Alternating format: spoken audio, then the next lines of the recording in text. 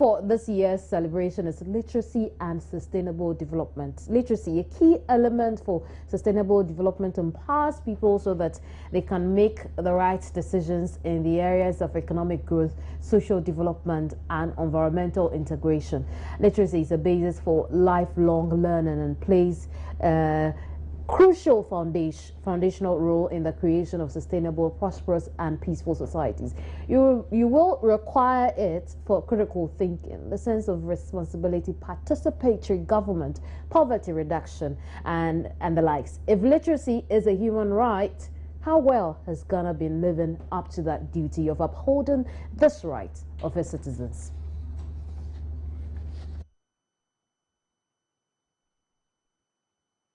Ibrahim Kweku JC is an educationist and he's showing me over the telephone. Ibrahim, what will be your response to that answer? How well has Ghana been upholding that right for its citizens?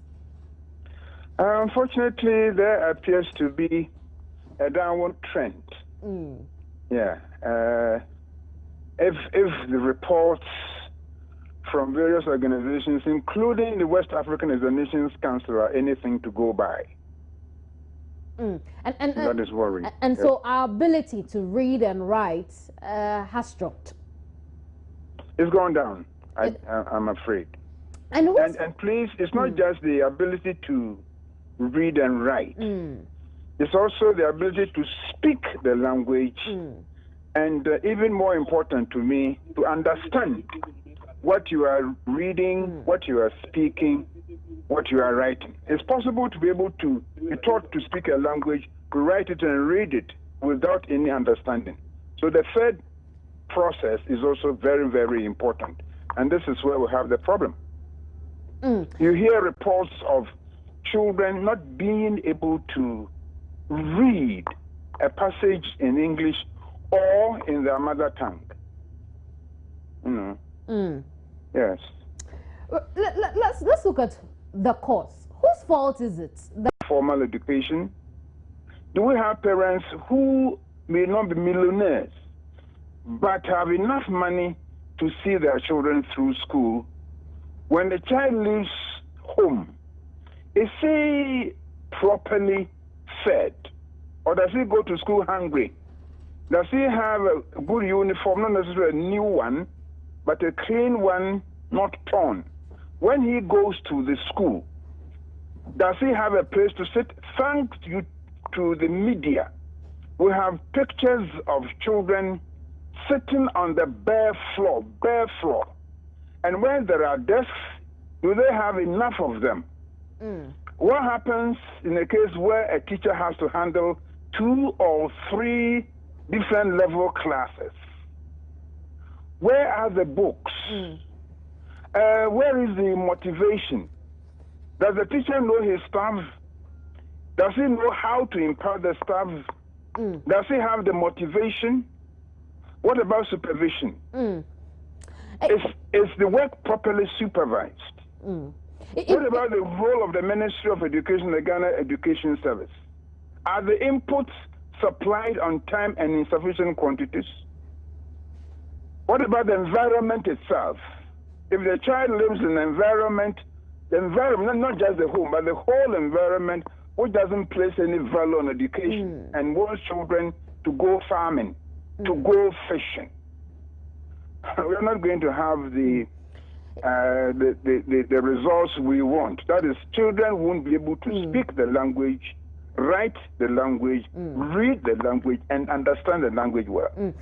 Ibrahim, I'm yet to see statistics beyond 2010, but from what I have in front of me, between 2000 and 2010, literacy rates amongst adults in Ghana seem to have gone up a little under 10%, from 57.9 to 67.27. But obviously, this is not a reflection of what's on the ground, is it?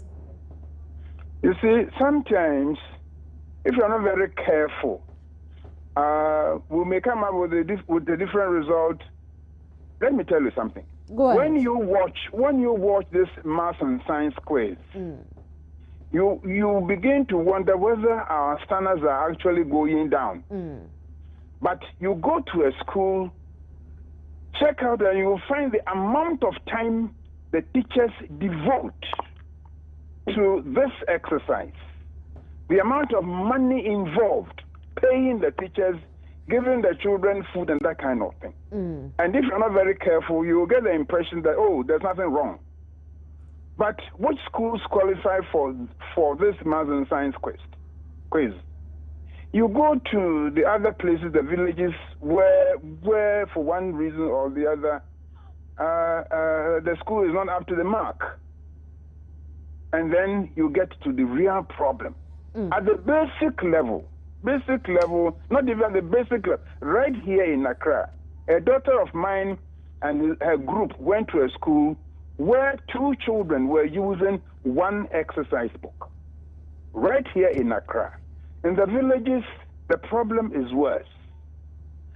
Teachers may not have the necessary inputs. Head teachers collecting books and other materials from the district may have to cross rivers, go through forests. Ibrahim, I'm going to get back to you. Just hold the line for me. Asa Mohammed is a development expert. This year's theme is literacy and sustainable development. Asa, what's the link? Hello? What's the link between literacy and sustainable development? Yeah, education, as my friend rightly put it, has a lot to do with literacy. Literacy, as he rightly put it, is the ability to read, write, and interpret. We have concentrated more on the ability to read and write, and that is why we have seen the failure rate, because children are not able to interpret, understand what they read. So if you take it from that point of view, then we have failed in that particular equation, because we have concentrated much on the reading and writing, but letting the children understand what they read and write is very important. Now, if you look at literacy and education now, literacy gives you the ability to read and write and understand. Education is about knowledge impact, acquisition of knowledge and impacting the knowledge and letting the knowledge to produce. And in this process, literacy is very important. So now education makes you possible to be able to understand what you are doing. So if you take farmers, for instance, if a farmer is able to understand the application of fertilizer, is able to understand the processes of post-harvest losses, is able to understand the mixture of chemicals and all the processes of farming process. And this is the education process. And this can easily be understood if the person is literate. So that's why many countries have come to realize that, look, it is not just a matter of getting the person educated or getting the person have literacy from the onset. In this country, as you rightly given the statistics, we have over 50% illiterate. And these are the people who are in production. These are the people who are working. These are the people that are employed in our sector. If you look at the population census of 2010, you've realized that about 80% of Ghanaians are employed in the informal sector. Now, the informal sector employs much of this illiterate. Now, what can make them produce is the ability to read and write and interpret and understand.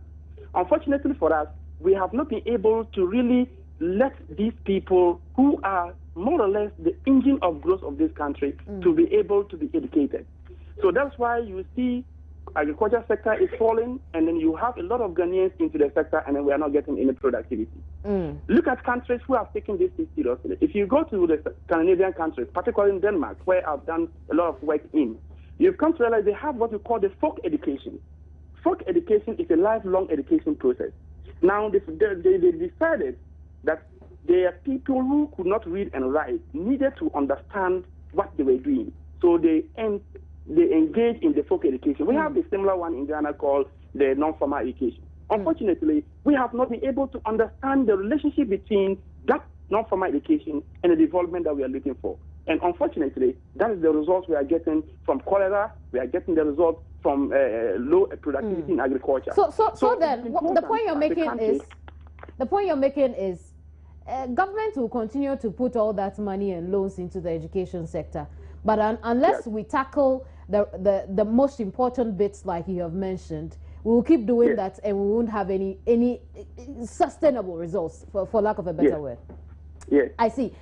Just hold the line for me. Ibrahim, you mentioned a number of faults with our education sector as well. Where do we start from? Because government has been doing this time without number. Recently, we heard how government had gone for a loan from the World Bank for better education within our senior high school, which had a component we were all not happy about. But all of these things are going on. Why can't we have people who can still read, write, and interpret what they are doing? Yes, this is because of so many factors which I've mentioned. See, if the child cannot speak or cannot use English very well, or his or her mother tongue very well, where do we go for the fault and the solution? As I've said, parents, the home is partly to blame, and the school is partly to blame. So what would be our solution to this? The solution is right there.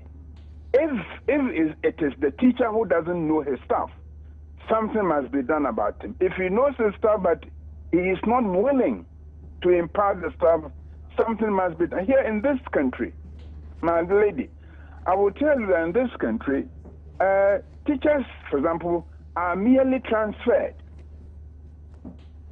not relieved of their duties because they are not up to standard. So the headmaster complains, this is what my teacher is doing. So from school X, he is transferred to school Y in the hope that he will improve. Right. Ibrahim, unfortunately, we'll have to end our conversation there. Ibrahim you. Kweku JC is an education. I still have Asa over the telephone. Let's wrap it up with Asa Mohammed, who is a development expert as well. So if we wanted to adopt this Canadian style you have shared with us, where do we start from? Hello? I'm asking that if we wanted to adopt this Canadian style of improving literacy in that country, where do we start from? Yeah, I think not Canada, but Denmark in particular. Right, Denmark rather. Yes, yes. So what would it take for Ghana to do same? Fortunately, we have an institution called the non-formal education system we have in this country, and this has been there since time immemorial. We need to go back and understand, why are we educating our Ghanaians? What is the reason why people need to be educated? If we are able to understand that equation, then we have started the journey. We can always go back to the drawing board as we do, but if we are not able to get it right, we have over 40% of Ghanaians who cannot read and write. And we are saying that is literacy. If they are able to read and write in their mother tongue, they are able to convert that into whatever they do day to day. Whether it is in English or it is in our local language, there's no problem with that. The most important thing is, how do we get the people to be able to interpret what they are reading? So if it is about farming, then you have the chemical labels being produced in the local language. And if we have non-formal education, teaching the people how to read and write and interpret their local language, then we have a case to make. But if we are not able to go back to that institution that we rightly created since 1980s, and that institution, unfortunately, you go around the whole country, you go to the district and all levels of that institution, and there's not even resources to operate it. Asa, thank you very much for your time here. Asa Mohammed is a development expert.